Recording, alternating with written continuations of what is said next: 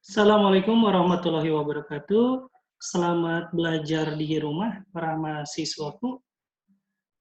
Kali ini kita akan melanjutkan materi pada perkuliahan metode penelitian. Kali ini kita akan membahas materi dengan topik desain penelitian. Mata kuliah ini disampaikan pada mahasiswa Prodi Film dan Televisi Fakultas Budaya dan Media ISBI Bandung. Mata kuliah ini diampu oleh dua dosen, yang pertama Bapak Aryo Wibisono, yang kedua saya sendiri Imam Ahmad. Pada pertemuan lalu kita sudah membahas berbagai macam materi, yaitu mulai dari pengantar metode penelitian yang di dalamnya berisi apa itu penelitian, berasal dari mana, dan definisi penelitian menurut para pakar. Selanjutnya kita melanjutkan materi mengenai karya tulis ilmiah. Di dalamnya disinggung bagaimana sistematika karya tulis ilmiah. Kita sudah belajar juga jenis penelitian yang di pertemuan selanjutnya didetailkan menjadi penelitian kuantitatif dengan kualitatif. Tidak lupa kita membahas juga penelitian mixed method.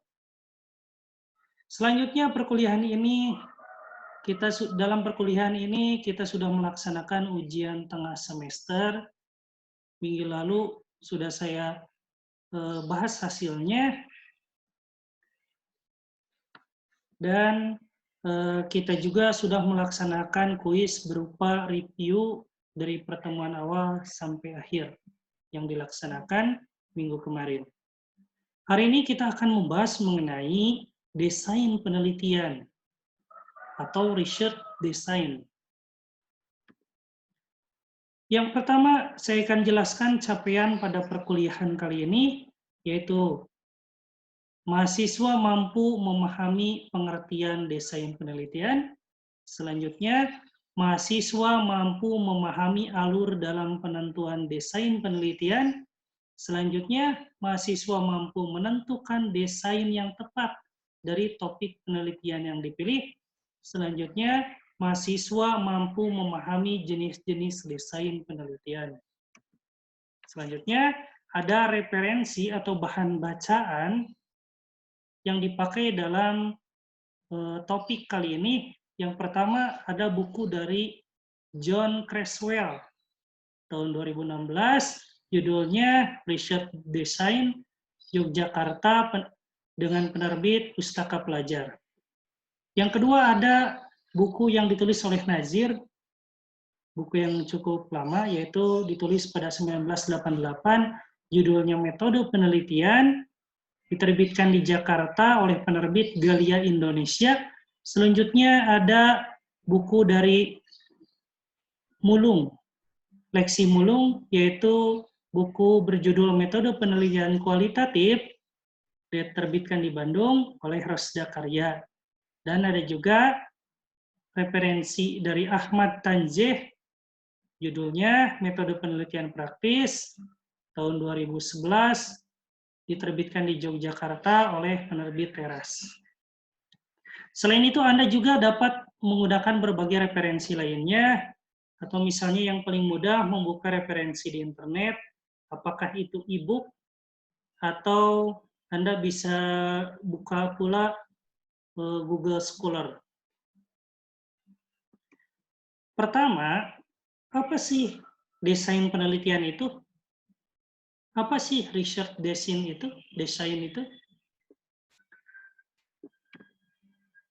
Malhotra pada 2007 halaman 23 menjelaskan bahwa desain penelitian adalah kerangka kerja yang digunakan untuk melaksanakan riset. Desain penelitian merupakan model atau metode yang digunakan peneliti untuk melakukan suatu penelitian yang memberikan arah terhadap jalannya penelitian. Nah, di sini di dalam slide saya menandai beberapa kata dengan tanda berwarna merah. Di sana adalah kata kuncinya, yaitu desain penelitian adalah kerangka kerja. Jadi masih berupa kerangka kerja. Kerangka kerja yang digunakan untuk melaksanakan riset. Jadi masih berupa kerangka ya, kerangka kerja.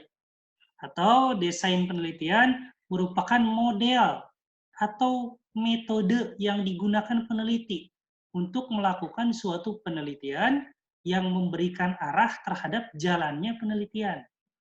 Nah, kita lihat menurut yang lain, yaitu menurut Tanjeh, 2011, halaman 132, desain penelitian yang disebut juga sebagai rancangan penelitian. Jadi desain penelitian itu disebut pula rancangan penelitian. Diartikan sebagai strategi mengatur latar penelitian agar peneliti memperoleh data yang valid sesuai dengan karakteristik variabel dan tujuan penelitian. Nah, ada yang ditandai merah juga, yaitu disebut rancangan penelitian, disebut pula rancangan penelitian sebagai strategi untuk mengatur latar penelitian agar peneliti memperoleh data yang valid sesuai dengan karakteristik variabel dan tujuan penelitian. Kita simpulkan, yaitu simpulannya desain penelitian atau desain disebut juga rancangan penelitian adalah kerangka, model, atau metode dalam arah kerja penelitian agar diperoleh data atau kebenaran sesuai dengan tujuan penelitian. Nah, kita lihat hal berikut. Di sini ada mobil yang sedang melakukan perjalanan. Saya analogikan seperti ini. Misalnya, saya pribadi ingin mencari mangga dengan aroma yang khas. Mangga dengan aroma yang khas. Jadi, saya punya topik nih. Saya ingin mencari mangga beraroma khas. Tentu, pertama, saya menanyakan, di mana bisa dapat mangga gedong tersebut? Jadi mangga beraroma khas tersebut, misalnya mangga gedong. Di mana bisa dapat mangga gedong tersebut? Di mana? Nah, karena kita bertanya, ada permasalahan di mana? Tentu kita memerlukan tujuan. Kita perlu tujuan. Nah, dalam perjalanan ini, tadi kendaraan melaju dari satu tempat ke tempat lainnya tentu menuju suatu tujuan. Nah, ketika melakukan perjalanan, tentu perlu arah, perlu maps. Maps ini atau peta ini disebut sebagai desain penelitian. Jadi, desain penelitian itu yang dibicarakan yang pertama, informasi seperti apa yang ingin kita dapatkan. Sesudah itu, bagaimana sih cara mengumpulkannya? Sesudah kita tahu bagaimana cara mengumpulkannya, di mana dan kapan mengumpulkannya.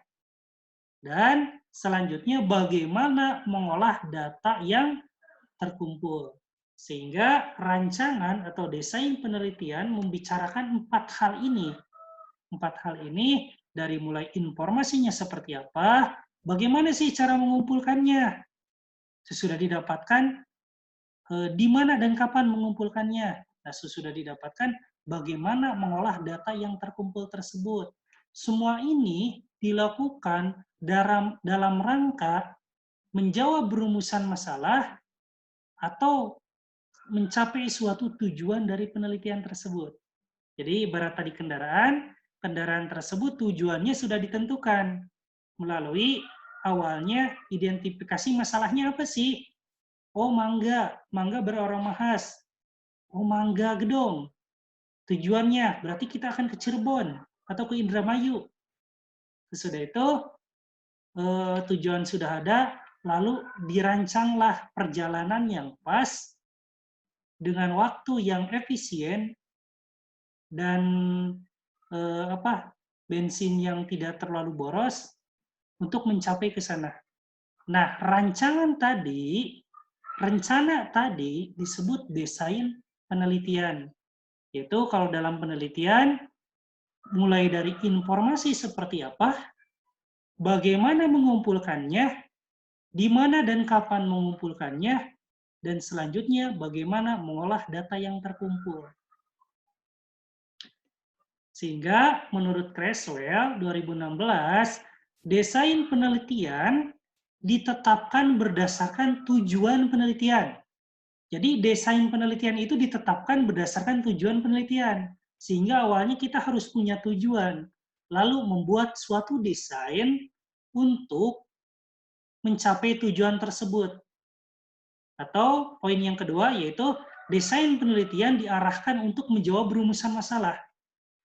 Jadi ketika rumusan masalah sudah ditentukan, tentu berkaitan dengan tujuan, nah rancangan penelitian harus menjawab rumusan dan menuju tujuan penelitian tersebut.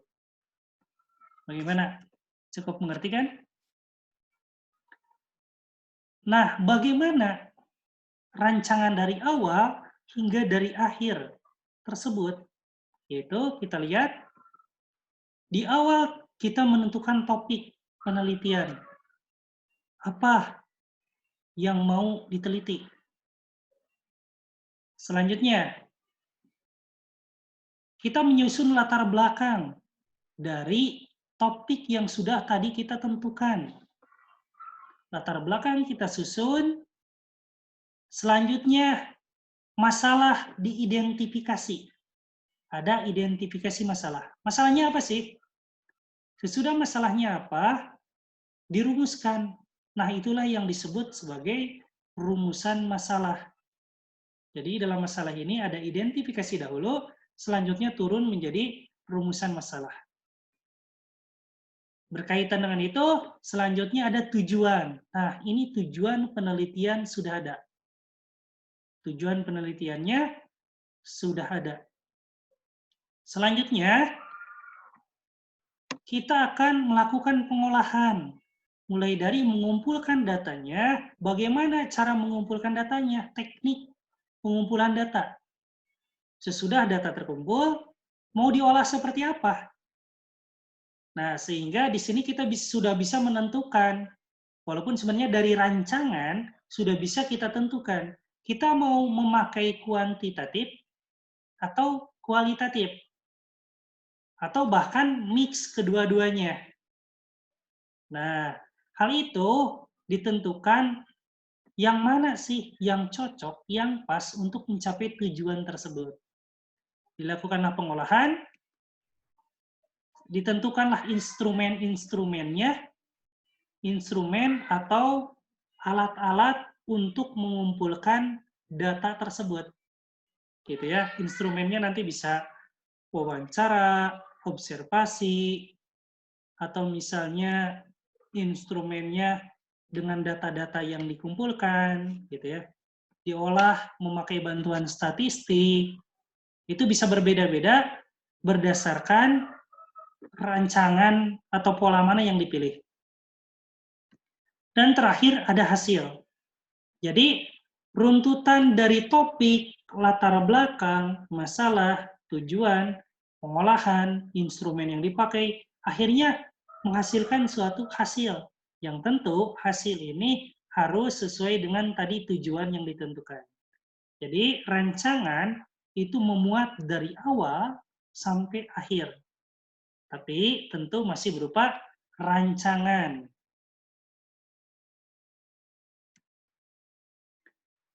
Desain penelitian memiliki jenis-jenis, yaitu yang pertama kuantitatif. Nah, kalau kemarin kita sudah bahas sedikit ya, kuantitatif itu apa sih? Sangat erat kaitannya dengan numeral atau angka. Jadi sangat erat kaitannya dengan angka-angka. Jadi nanti data yang diperoleh itu kebanyakan berupa angka.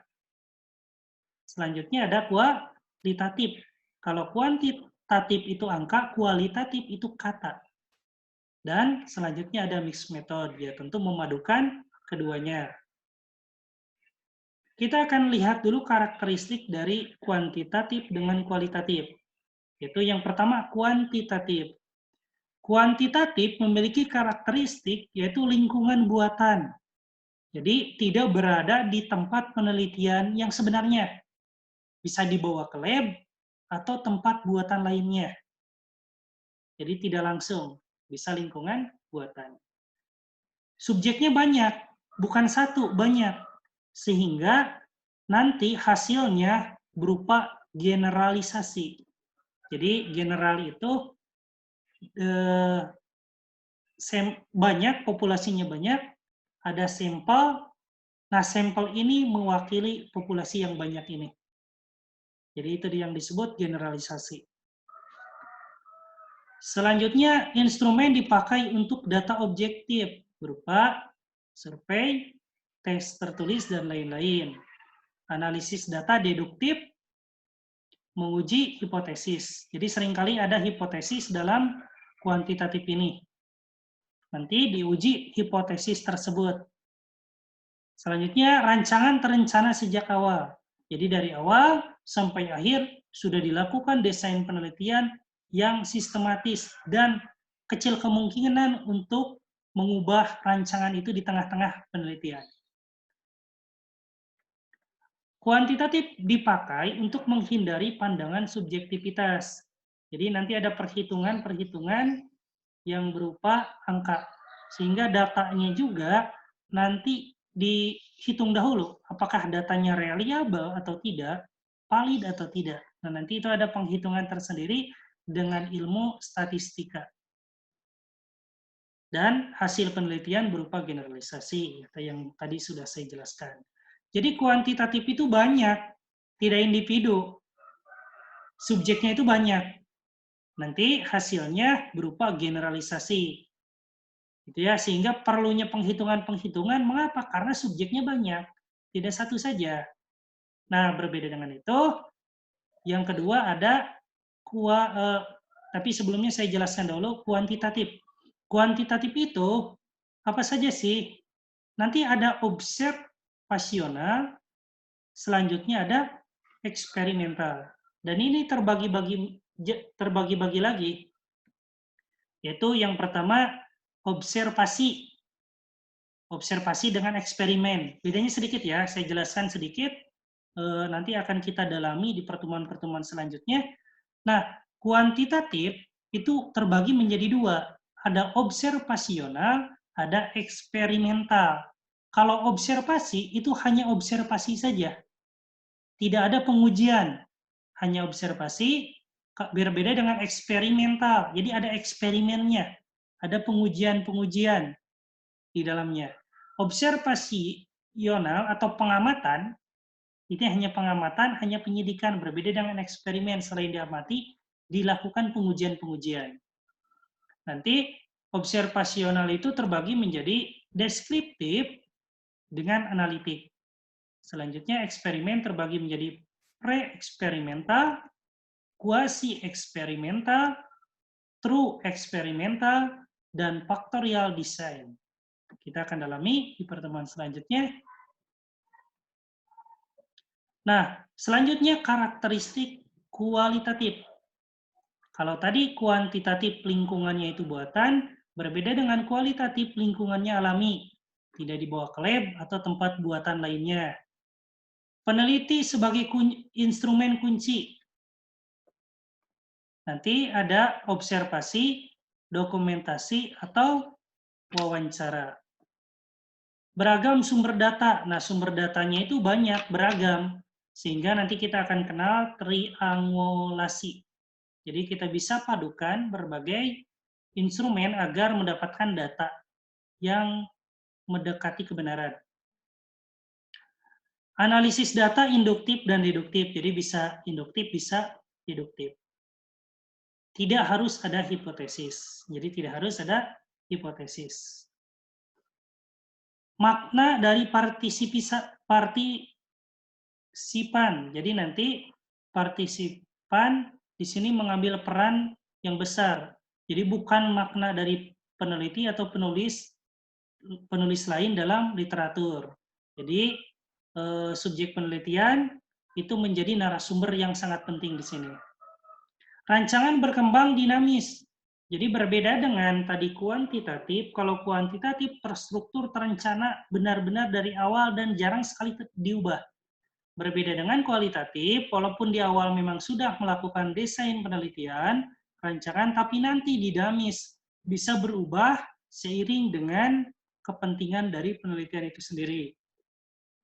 Selanjutnya refleksivitas. Jadi latar belakang peneliti menentukan arah interpretasi. Nanti di dalamnya ada interpretasi-interpretasi.